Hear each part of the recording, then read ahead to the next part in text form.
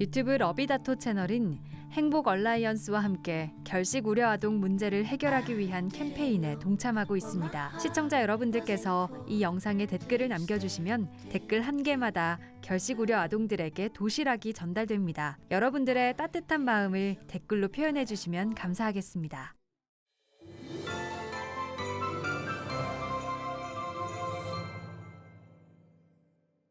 안녕하세요, 반갑습니다.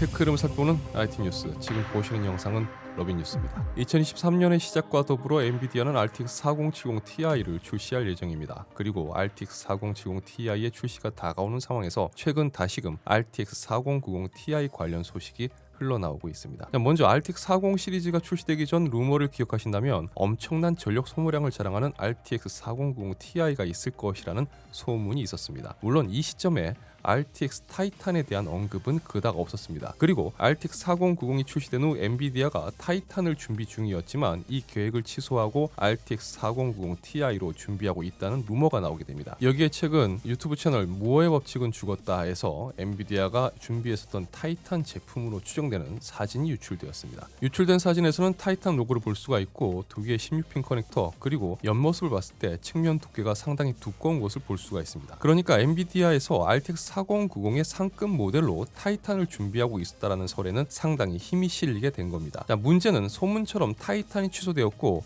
RTX 4090 Ti가 준비 중인가? 라는 부분일 겁니다. 이와 관련해 두 개의 16핀 커넥터를 기반으로 유출된 갤럭시 호프 기판 이미지와 홈페이지에 4090 Ti라는 제품명이 등장한 것을 근거로 출시가 임박한 것 아니냐는 이야기가 있었지만 이 부분은 갤럭시의 삽질로 밝혀졌죠. 두 개의 16핀 커넥터도 4090 호프 모델에 적용된 것으로 확인할 수가 있었습니다. 현재로서는 엔비디아가 RTX 4090 Ti를 준비하고 있다고 하더라도 굳이 서둘러서 출시할 이유는 없어 보입니다. 이미 RTX 4090이 있고 RTX 4090을 위협하는 경쟁 모델이 없는 상황에서 엔비디아가 굳이 서둘러 카드를 꺼낼 이유는 없다는 거죠. 다만 출시 가능성이 열려 있는 만큼 2023년에는 4090 Ti를 볼 수 있지 않을까 기대를 해볼 수도 있을 것 같습니다. 졸업 입학 시즌이 다가오면 관심도가 급증하는 제품은 아마 랩탑 시장일 겁니다. 이제 랩탑용 CPU와 GPU는 세대 교체를 준비하고 있을 텐데요. 엔비디아의 RTX 40 시리즈 기반의 랩탑용 GPU도 CES 2023에서 공개될 예정이라고 합니다. 이미 HP 오멘 17 랩탑의 사양이 유출되었었는데요. 이를 통해 인텔 13세대 HX CPU와 엔비디아 RTX 40 시리즈 랩탑 버전의 구성을 볼 수가 있었습니다. 고성능 게이밍 랩탑을 기다리는 분들은 RTX 40 시리즈가 이전의 30 시리즈와 달리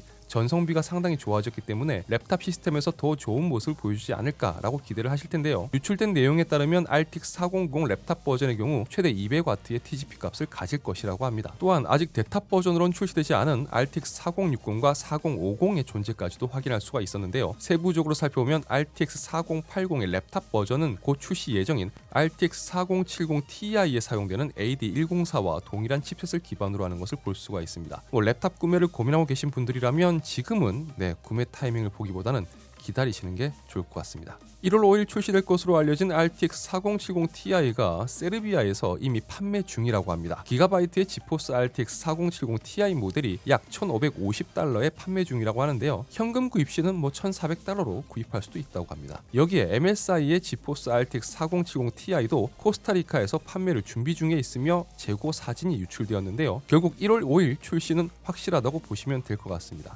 2023년 미국의 중국산 제품의 수입 관세 인상 가능성 때문에 그래픽카드 가격이 오를 것이라는 우려가 많았었습니다. 다행히 미 무역 대표부 USTR이 관세 제외를 연장함에 따라 관세 인상에 대한 시행 가능성은 앞으로 9개월 후로 미뤄지게 되었습니다. 당장의 우려는 해소되었지만 9개월 후 관세 부분에서 어떤 변화가 생길지는 좀 더 지켜봐야 될 것 같습니다. 1월 12일 출시될 것으로 알려진 13900KS의 깁벤치 테스트 내용도 유출되었습니다. 13900KS는 13900K 대비 부스트 클럭과 P코어의 베이스 클럭이 향상되었고 TDP가 150W로 증가되었는데요. 유출된 테스트 내용을 보면 13900KS는 13900K 대비 단일 스레드에서 5%의 성능이 향상된 것으로 보입니다. 멀티스레드 점수 부분에서는 13900K 대비 3.3% 높은 점수를 기록하고 있는데요. 벤치 테스터 점수 기준 5%와 3.3%의 성능 향상에 큰 의미를 두는 분들도 계실지 모르겠지만 13900K 대비 늘어난 전력 소모량과 상당히 아름다울 것으로 예상되는 가격을 생각해 본다면 주류 모델로 자리 잡기보다는 일부 하이엔드 유저들의 관심을 끄는 제품이 될 가능성이 높아 보입니다. 그나저나 클럭 스피드도 다운되어서 나오는 13900에조차도 멀티스레드 스코어에서 밀리는 7950X는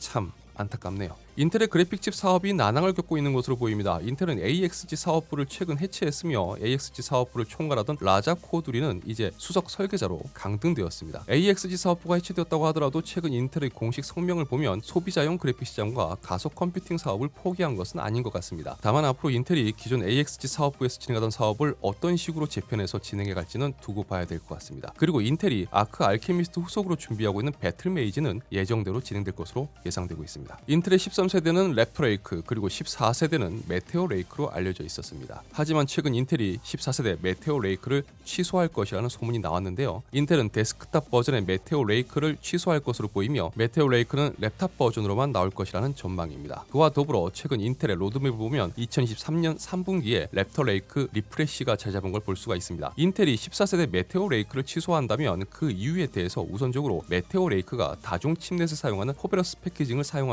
최초의 클라이언트 CPU라는 점에서 기술적인 문제점에 대한 가능성, 그리고 이 방식의 경우 메테오 레이크가 6P 플러스 16E가 최대 구성이라는 제약을 갖고 있는 부분, 그리고 2023년에 나올 AMD의 젠4 X3D 프로세서에 대한 경쟁력 등 여러 가지 추측이 나오고 있습니다. 차라리 랩터 레이크를 리프레시하면서 코어 수 증가라든지 클럭 증가를 노리는 방향을 택했을 수도 있다는 추측도 나오고 있는 거죠. 또 다른 측면에서는 14세대 메테오 레이크가 LJ1851 소켓을 사용할 것으로 알려졌었는데 인텔이 랩터 레이크 리프레시를 통해서 현재 소켓 호환성을 한 번 더 유지할 수도 있다는 전망도 나오고 있습니다. 그리고 15세대 에로 레이크를 통해서 8P 플러스 16E 구성의 24코어를 채택하고 LJ1851 소켓으로 전환할 가능성도 나오고 있습니다. 어쨌든 인텔이 메테오 레이크의 데스크탑 버전 출시를 취소한 대신 랩터 레이크 리프레시를 통해서 경쟁사에 밀리지 않는 성능 향상을 보여줄 수만 있다면 오히려 소켓 호환성으로 인해서 경쟁력을 더 갖추게 될 수도 있는 겁니다. 상황은 좀 더 지켜봐야 될 것 같네요.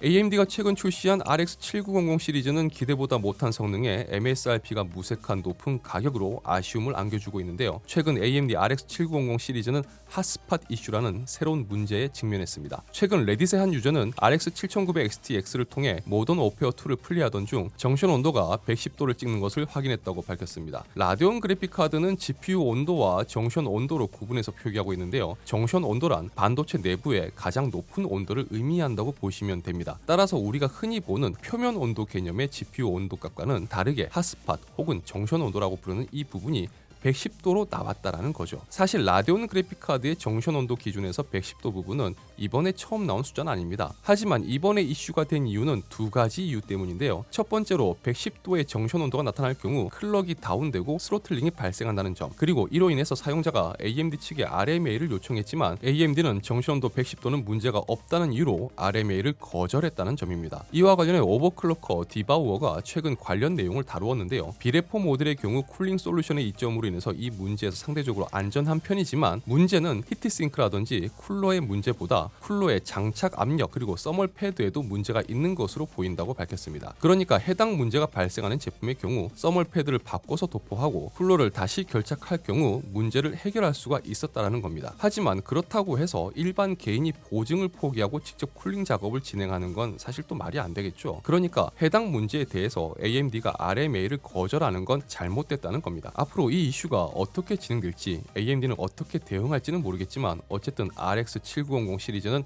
여러 가지로 몸살을 앓고 있습니다. 2022년 한 해 러빈뉴스와 저희 채널 영상에 관심을 가지고 시청해주신 시청자 여러분 진심으로 감사합니다. 아마 2022년 마지막 뉴스 영상이 될 것 같은데요. 2023년에는 더욱더 좋은 영상으로 찾아뵙도록 하겠습니다. 시청해주셔서 진심으로 감사합니다. 지금까지 아토였습니다. 행복한 하루 되세요. 그리고 새해 복 많이 받으세요. 감사합니다.